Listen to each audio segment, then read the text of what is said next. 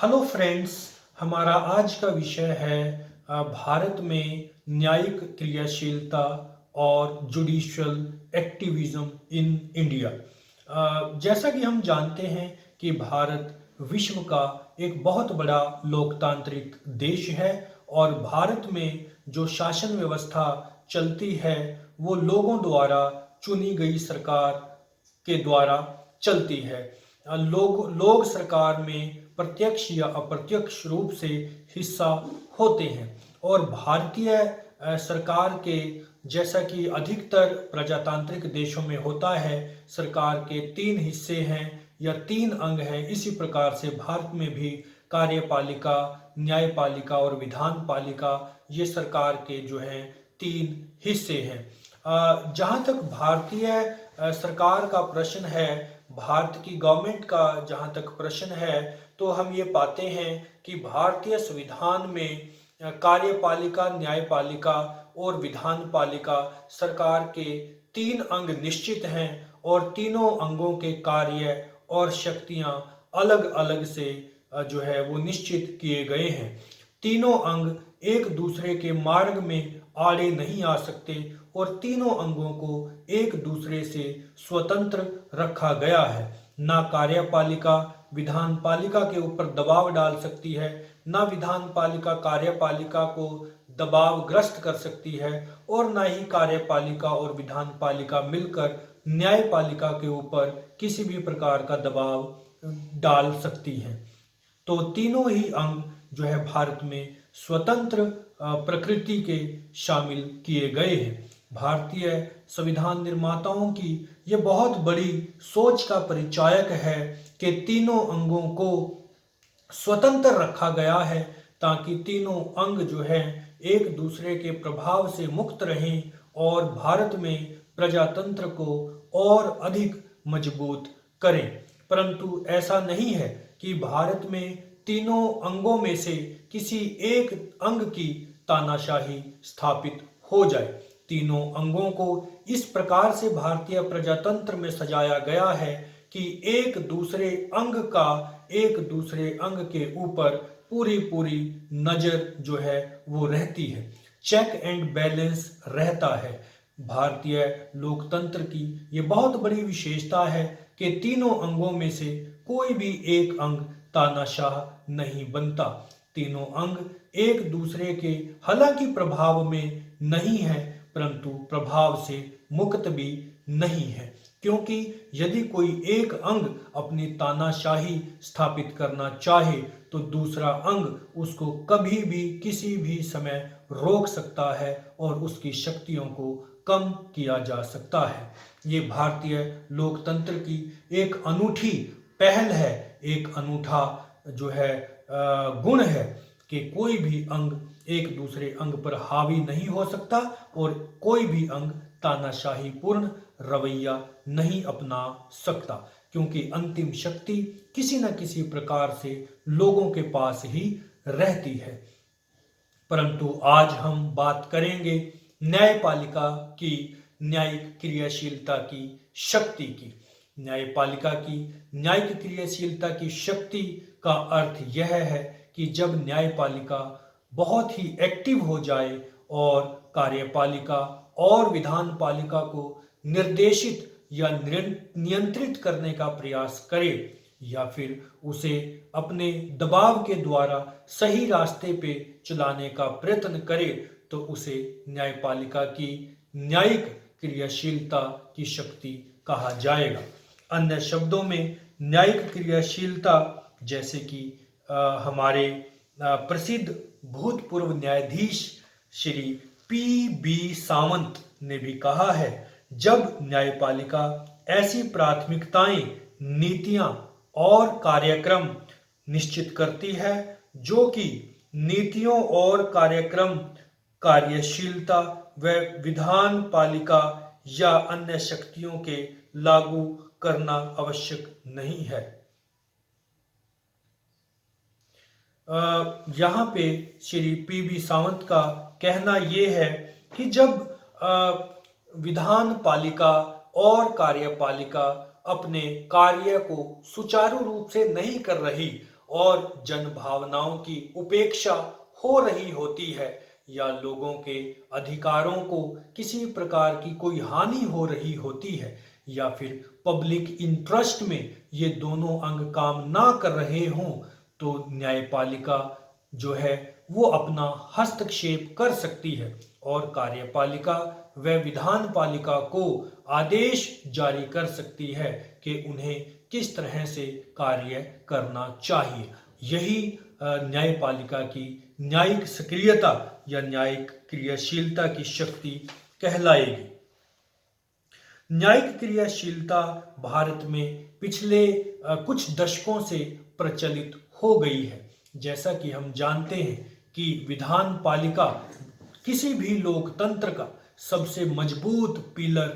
होती है और विधान पालिका द्वारा बनाए गए कानूनों, बनाए गए नियमों, बनाई गई नीतियों या बनाए गए कार्यक्रमों को यदि लागू करना होता है तो कार्यपालिका यानी मंत्रिमंडल या मंत्रिपरिषद द्वारा उन्हें लागू किया जाता है। परंतु यदि कोई कानून ठीक से लागू ना हो, कोई नीति, कोई नियम, कोई कार्यक्रम सही रूप से लागू ना हो और किसी विधान पालिका या कार्यपालिका का कोई सदस्य नीतियों को, नियमों को या फिर कार्यक्रमों को या कानूनों को ठीक ढंग से लागू करने में असमर्थता जता रहा हो या फिर कहीं लचीलापन जो है वो सरकार की तरफ से झलक रहा हो, कहीं जो है लचीलापन विधान पालिका या कार्यपालिका की तरफ से झलक रहा हो, तो न्यायपालिका, विधान पालिका और कार्यपालिका को आदेश दे सकती है कि किस प्रकार से इस कार्य को सुचारू रूप से किया जाए। इसे ही न्यायिक सक्रियता कहा जाएगा। यहाँ पे हमने ये देखा कि न्यायपालिका का कार्य इस प्रकार के आदेश जारी करना कतई नहीं है, परंतु जब व्यवस्था में बहुत सारी खामियां आ जाएं, कानून सही से लागू ना हो और नीतियां या कार्यक्रम अपने सही ढंग से लागू ना हो रहे हों, तो न्यायपालिका अपनी इस शक्ति का प्रयोग करके या न्यायपालिका अपनी सक्रियता का परिचय देकर, न्यायपालिका अपनी एक्टिविज्म का सहारा लेकर और अपनी कार्य कुशलता का जो है सहारा लेकर कार्यपालिका और विधान पालिका को आदेश दे सकती है कि वो सही दिशा में सही प्रयास करें और कानूनों या नीति या कार्यक्रमों को ठीक से लागू करें, क्योंकि ये कार्यक्रम, ये नीतियां, ये कानून लोगों के अधिकारों के साथ जुड़े हुए हैं और प्रजातंत्र में लोगों से बड़ा कोई नहीं होता। इसलिए सार्वजनिक हित के लिए न्यायपालिका, कार्यपालिका और विधान पालिका को आदेश दे सकती है। ऐसा भारतीय संविधान में स्पष्ट तौर पर नहीं लिखा, परंतु कई अनुच्छेदों का सहारा लेकर चाहे वो मौलिक अधिकारों से संबंधित अधिकार हैं, चाहे वो राज्य नीति के निर्देशक तत्वों से संबंधित जो है अनुच्छेद हैं, तो इन अनुच्छेदों का सहारा लेकर, इन आर्टिकल्स का सहारा लेकर, जो आर्टिकल लोगों के अधिकारों के साथ जुड़े हुए हैं, जो अनुच्छेद जो है राज्य नीति के निर्देशक सिद्धांतों के साथ जुड़े हुए हैं या फिर अन्य अनुच्छेद जो पब्लिक इंटरेस्ट के साथ जुड़े हुए हैं, उनका सहारा लेकर न्यायपालिका कार्यपालिका को या विधान पालिका को आदेश जारी करती है कि उसे किस प्रकार से कार्य करना चाहिए। यानी यहाँ न्यायपालिका द्वारा मार्गदर्शन किया जाता है कार्यपालिका और विधान पालिका का। इसी व्यवस्था को हम न्यायिक सक्रियता या जुडिशियल एक्टिविज्म कहेंगे और भारत में इस प्रकार का जुडिशियल एक्टिविज्म हमें बहुत बार देखने को मिला है। अब बात करते हैं कि न्यायिक क्रियाशीलता के जो साधन है वो क्या है, न्यायिक क्रियाशीलता को किस प्रकार न्यायालय जो है वो अस्तित्व में लेके आता है, किस प्रकार इस व्यवस्था को जमीन पे उतारा जाता है। लेकिन न्यायिक क्रियाशीलता के साधनों का वर्णन करने से पहले हम बात करते हैं कि बहुत सारे ऐसे केसेस हैं जिनमें हमने ये देखा है कि न्यायपालिका ने कार्यपालिका को कई बार ऐसे आदेश दिए हैं कि वो सही से कार्य करें। उदाहरण के लिए एक केस आया था जो पीडीएस से संबंधित था, सार्वजनिक वितरण प्रणाली से संबंधित था, लोगों तक खाद्यान्न पहुंचाने से संबंधित था। तो उस मामले में सुप्रीम कोर्ट ने ये कहा था कि हजारों टन अनाज सरकार के गोदामों में सड़ जाता है, तो सरकार को पब्लिक डिस्ट्रीब्यूशन सिस्टम को यानी सार्वजनिक वितरण प्रणाली को सुधारने के लिए कानून बनाना चाहिए और अन्न को, अनाज को या जो है जिस भी प्रकार की का अन्न है उसे लोगों तक पहुंचाने के लिए व्यवस्थित एक कार्यवाही करनी चाहिए, एक सटीक कार्यवाही जो है वो करनी चाहिए। एक सटीक कानून बनाकर सभी लोगों तक अन्न पहुंचाने का काम कार्यपालिका या विधान पालिका को करना चाहिए। ये जुडिशियल एक्टिविज्म का ही एक तरह से उदाहरण था और कई ऐसे केसेस हुए जिनमें सरकार जो है लॉ एंड ऑर्डर को मेंटेन करने के लिए कई बार सुप्रीम कोर्ट या हाई कोर्ट ने राज्य सरकारों को और केंद्र सरकार को आदेश दिए हैं कि किस प्रकार से कानून व्यवस्था को संवारना, कानून व्यवस्था को बनाए रखना जो है राज्य का प्रथम कर्तव्य है। और राज्य सरकार हो या केंद्र सरकार हो, कानून व्यवस्था को किसी भी प्रकार से बिगड़ने से बचाना जो है इन्हीं सरकारों का कार्य है। ऐसे आदेश भी कई बार उच्च न्यायालय व सर्वोच्च न्यायालय द्वारा सरकारों को दिए गए हैं। यह भी न्यायिक क्रियाशीलता का ही हिस्सा है। अब बात करते हैं न्यायिक क्रियाशीलता के साधनों की कि किन किन साधनों का प्रयोग करके, किन किन अनुच्छेदों का प्रयोग कर न्यायिक क्रियाशीलता को न्यायपालिका द्वारा अंजाम दिया जाता है। तो सबसे पहला जो साधन है वो है न्यायिक पुनर्निरीक्षण की शक्ति। जैसा कि हमने न्यायिक पुनर्निरीक्षण में देखा था कि यदि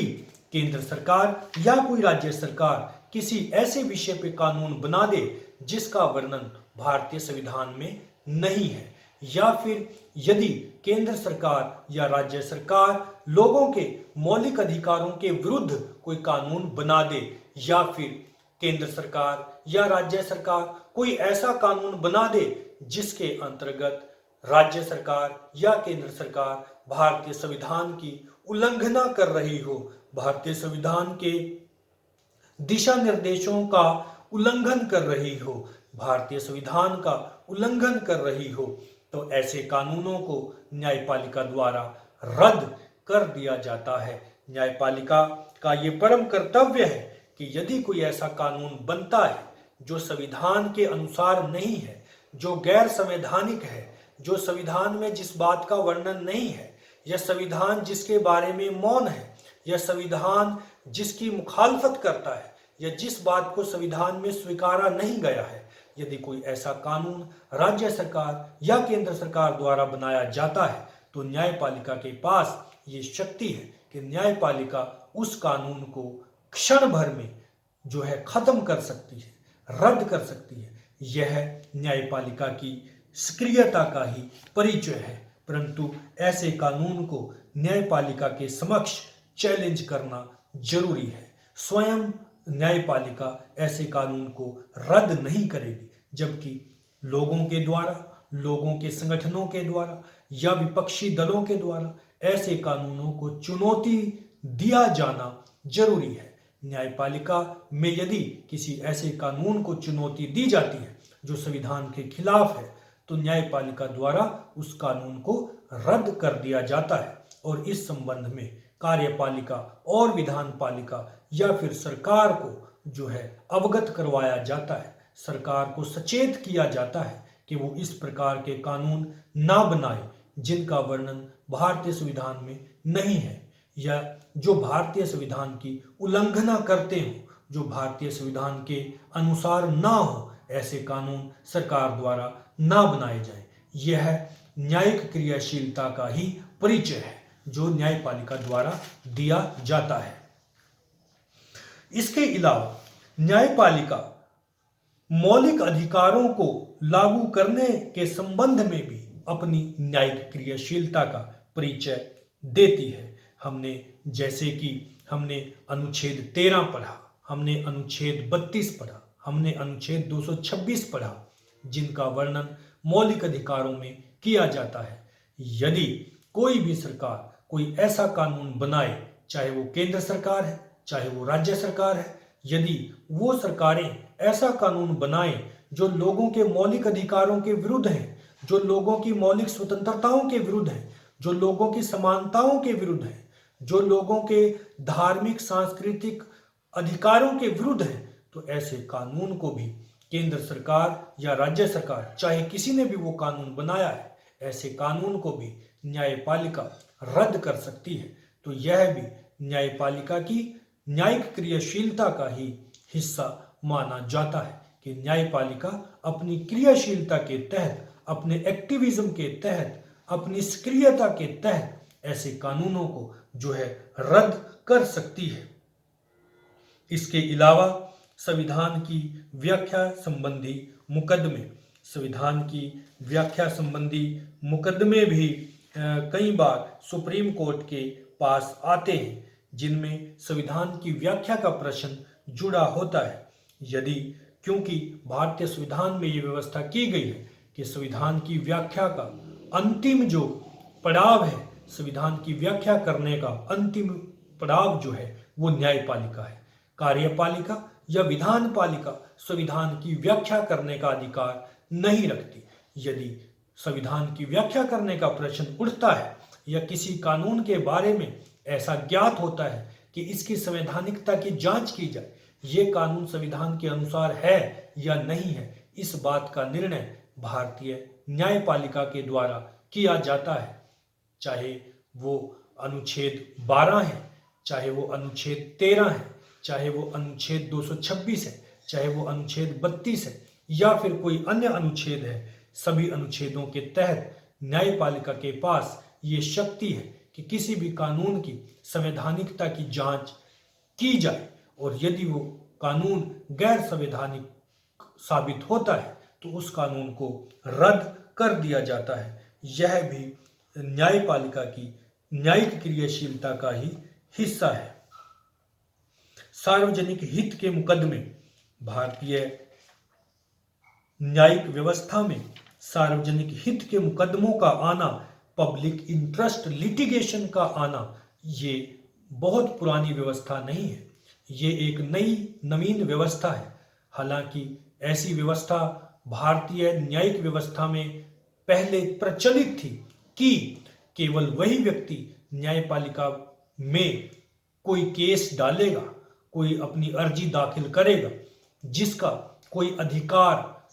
उल्लंघित हो रहा हो। यदि किसी व्यक्ति के अधिकार की उल्लंघना हो रही हो या वो स्वयं भुक्तभोगी है किसी अन्याय का, उसके साथ कोई अन्याय हुआ है, उसके मौलिक अधिकारों की रक्षा नहीं हुई है, यदि संविधान के अनुसार उससे आचरण नहीं हुआ है, यदि उसके साथ कोई भेदभाव हुआ है, यदि उसके साथ कोई अन्याय हुआ है, तो अगर स्वयं के साथ इस प्रकार की कोई घटना हुई है तभी व्यक्ति जो है न्यायालय के समक्ष अपनी अर्जी लगा सकता था। परंतु बहुत सारे केसेस में, चाहे वो केस जो है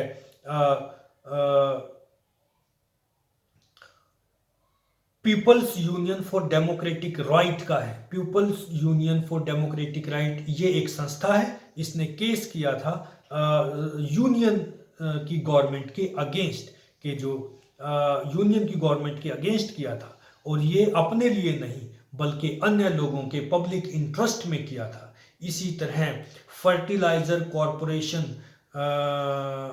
वर्सेस यूनियन ऑफ इंडिया के खिलाफ एक केस हुआ था। इसी तरह से सुप्रीम कोर्ट में